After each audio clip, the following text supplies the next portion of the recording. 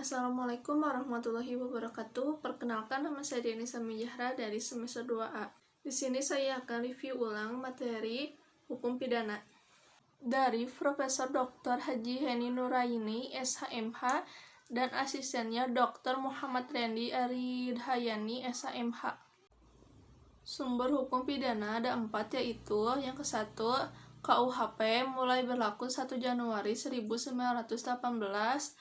Yang kedua, peraturan-peraturan lain di luar KUHP seperti Undang-Undang Tindak Pidana Narkotika, Undang-Undang Tindak Pidana Korupsi.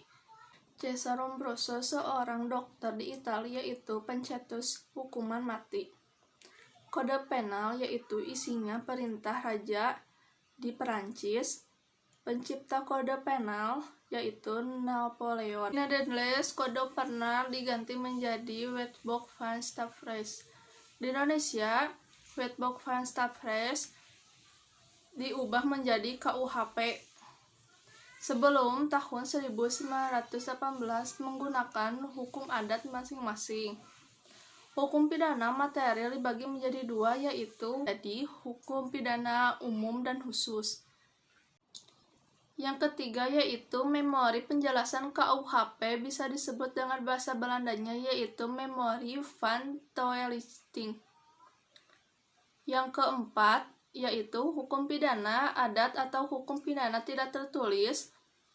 Undang-Undang Darurat 01/1951 Pasal 5 Ayat 3 menurut Pasal 163 Indice Tastragel. Penduduk Indonesia dibagi ke dalam tiga golongan, yaitu ke-1 golongan Eropa, kedua golongan Timur Asing dan Tiongkok, yang ketiga golongan bumi putera.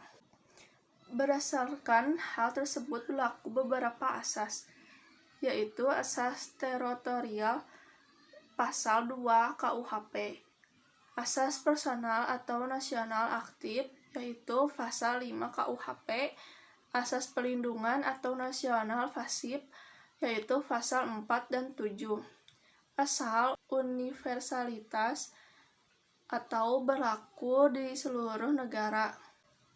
Asas universalitas berlaku di seluruh negara. Ekstradisi atau penyerahan atau bantuan hukum yang bersifat internasional.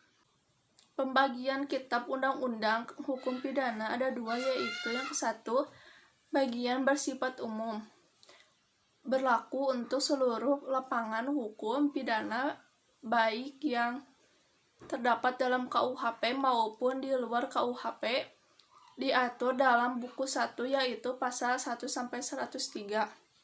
Yang kedua, bagian khusus, mengatur perubahan-perubahan mana yang dapat dipidana dan disertai ancaman berupa sanksi bagi yang melanggarnya. Aturan pidana dalam perundang-undangan yang telah ada sebelum perbuatan dilakukan. Hal ini berisi 2 konsekuensi, yaitu yang ke-1, tindak pidana harus dirumuskan terlebih dahulu dalam rumusan undang-undang, yaitu tindak pidana yang tidak diatur dalam KUHP tidak dapat dipidana atau dihukum, dan larangan adanya penafsiran secara analogi. Yang kedua, yaitu peraturan harus ada sebelum terjadinya tindak pidana. Sekian review materi yang saya sampaikan. Mohon maaf bila ada yang kesalahan. Wassalamualaikum warahmatullahi wabarakatuh.